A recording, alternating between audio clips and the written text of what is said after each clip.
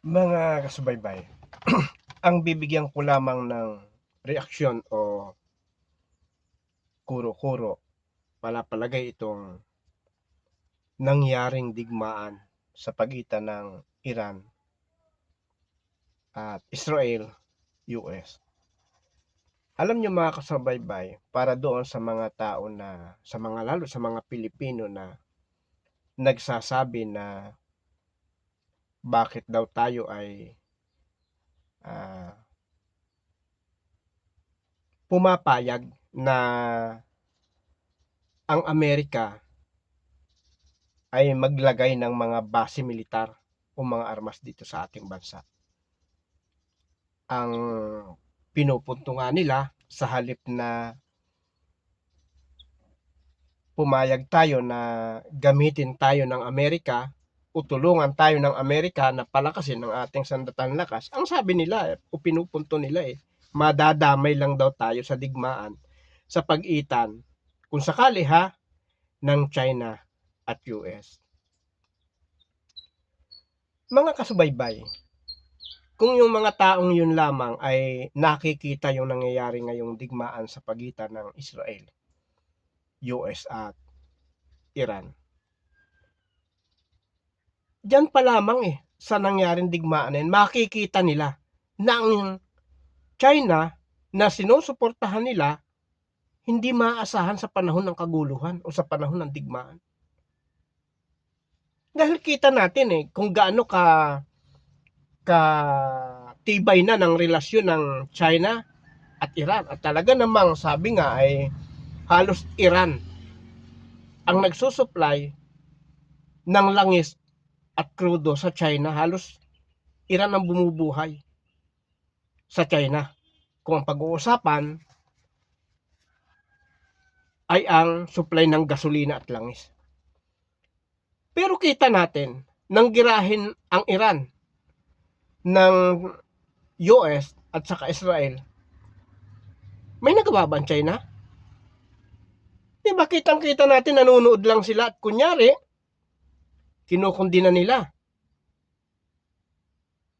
Hindi sapat yun para tulungan mo ang iyong kaalyado na pinakinabangan mo ng mahabang panahon.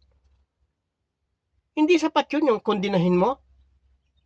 Pero kita natin, hindi ba? Wala, nanonood lang ang China. Tapos sasabihin ng mga maka-China, malakas ang China, kaya tayong ipagtanggol. Yun nga, kitang-kita na mahabang panahong napakinabangan na ng China pero hindi nila nakayang tulungan sa digmaan. Bagkus nanonood lang sila. Para bang nag-aantay lang kung ano ang mangyayari sa Iran. Yun lang yun. Napakinabangan na yun. Tayo pa kaya na gusto din kunin ng China? At lahat ng mga resources dito sa atin gusto nilang kunin. Magsisimula pa lang sila. Tayo pa kaya ang kayang ipagtanggol kung sakali tayo ay pasukin ng ibang bansa?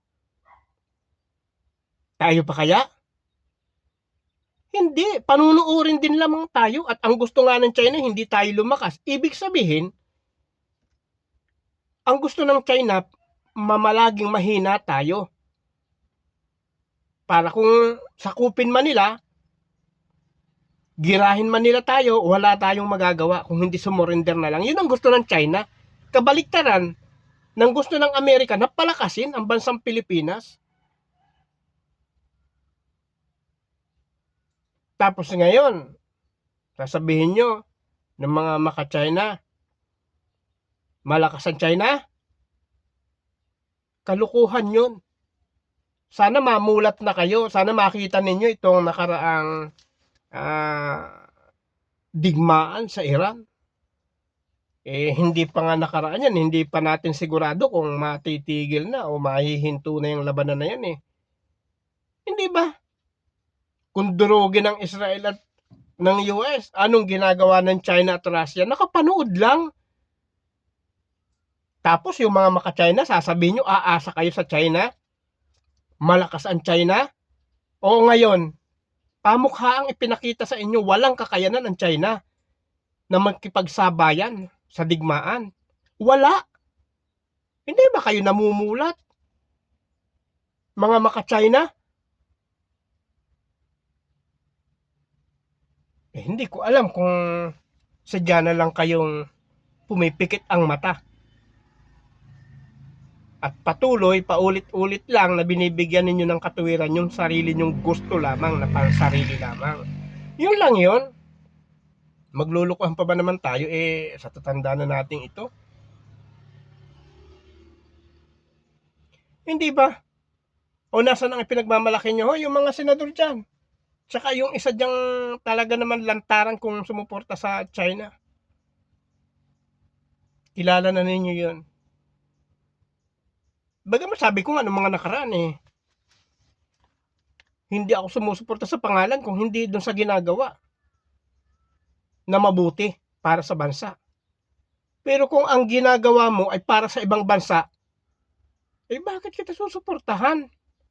Napakabugo ko naman na nun. Kung ang layunin mo para sa ibang bansa, Pilipino ka, paano ka susuportahan? Napakalaking kalokohan yun. Isipin nyo mga kasubaybay. Ito, leksyon na ito Pamukhaan na ito na pinakikita sa kanila ng digmaang ito. Yung sinasabi nilang maaasahan ng China, wala na. Pamukhaan na Ano pang ipipilit nyo? Ang gusto nyo, isurrender na lang ang ating bansa sa China? Huwag na lang tayong umimi kahit anong gawin ng China? Kahit anong gawin nila, kahit anong gustuhin nila. Lahat ng teritoryo natin, kunin na ninyo. Parang ganun ang gusto nyo sabihin. Isipin mong kalokohan nyo yan. Para bang pinamamayagpag pa ninyo na kayo ay lubos na sumusuporta sa China. Hindi ko malaman sa inyo kung anong tuktok meron kayo bilang isang Pilipino. Wala sa Pilipino ang inyong malasakit. Wala sa bayan natin. Wala sa Pilipinas. Nasa ibang lahi ang malasakit nyo. Yun lang yun. Sana mapanood to ng maraming mga Pilipino, lalo pa dun sa mga tao na may malasakit sa bayan, yung ang puso nila ay talagang sa Pilipinas. Sana mapanood to para hindi na maluko pa na mga taong masigit na sinusuportahan ang mga mapang-aping bansa, mapanakop. Sana mapanood to. Mga kasubaybay, alam niyo ang inyong kasubaybay, bagamat ang tinatalakay ko ay mga nakikita ng inyong kasubaybay na mga maling sistema ng mga nasa gobyerno.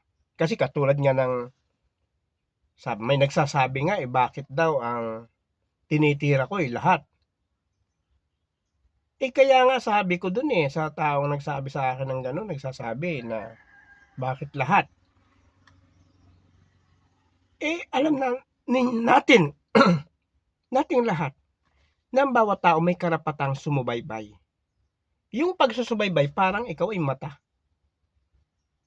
At nakikita mo ang lahat ng mga nangyayari sa ating bansa, mga ginagawa ng nasa gobyerno na mali, mga ginagawa na tama, dapat lahat makita mo yan.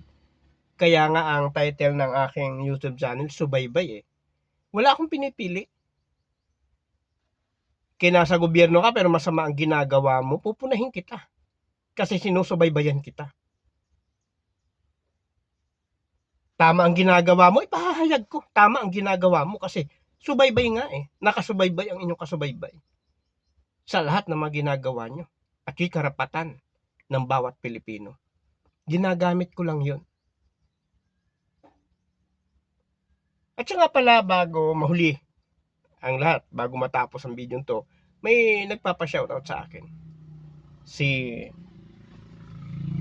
Phil Morales Manato, shoutout sa inyo at sa inyong buong pamilya. Gayon din naman shoutout kay Louie Morales ng Antipolo. Ganon din kay Jacqueline ng Antipolo din. Okay muli kasubaybay, ipagpapatuloy natin ang ating talakayan. Mga kasubaybay, sana dumating yung panahon na ang bawat Pilipino ay maging matalino para hindi na maloko pa ng mga taong nasa kapangyarihan na ang hangad ay pansarili lamang kapakanan. Isipin mo, halimbawa, ikaw ay isang Pilipino na pinagtiwalaan ng taong bayan na pamunuan, o sabi niya, kung hindi ikaw yung pinakamataas, ikaw naman yung pumapangalawa. Itiniwala sa inyo ng taong bayan yung inyong kakayanan para sa pag-unlad at sa paglakas ng ating bayan. Paano kung ang ginagawa mo, sa halip na ang palakasin mo ay ang ating bansa, ang ginagawa mo ay ang palakasin ang loob ng ibang bansa para agawin ang kung ano ang nasa atin? Anong klase kang pinagtiwalaan? Hindi ka dapat pagtiwalaan. Dapat sa iyo, ang ginagawa mo, sapagkat ikaw ay nariyan, pinagtiwalaan ka nga ng taong bayan, ha? Gawin mo lahat ng mabuti at sa ikabubuti ng ating bansa, sa ikauunlad ng bawat Pilipino. Hindi yun ang nakikita sa iyo. Anong ginagawa mo? Sa ikababagsak ng ating bayan. Bakit? Isipin mo ba naman, hindi mo naman pwedeng maitanggi Para bang sabi nga sa ibang salita, parang hagom na hagom ka sa kapangyarihan, sa pinakamataas na kapangyarihan. Kaya, hindi mo kayang antayin yung tamang panahon na ipagkaloob sa iyo ng taong bayan. Yung kapangyarihang hinahangad mo. Lahat ginagamit mo para maloko mo ang taong bayan. Sana sa susunod na halalan, sa 2028, alam ko, presidential election ang 2028, sana maging matalino na ang bawat Pilipino. Sana hindi na kayang bulahin ng mga taong nambobola lamang para sa kanilang sariling kapakanan. Sana. Muli mga kasubaybay, patuloy niyong subaybayan ang aking YouTube channel, Subaybay Channel, at sa Facebook. Nag-upload ako ng isa o hanggang 2 video kada araw upang patuloy kayong may masubaybayan. Bye-bye.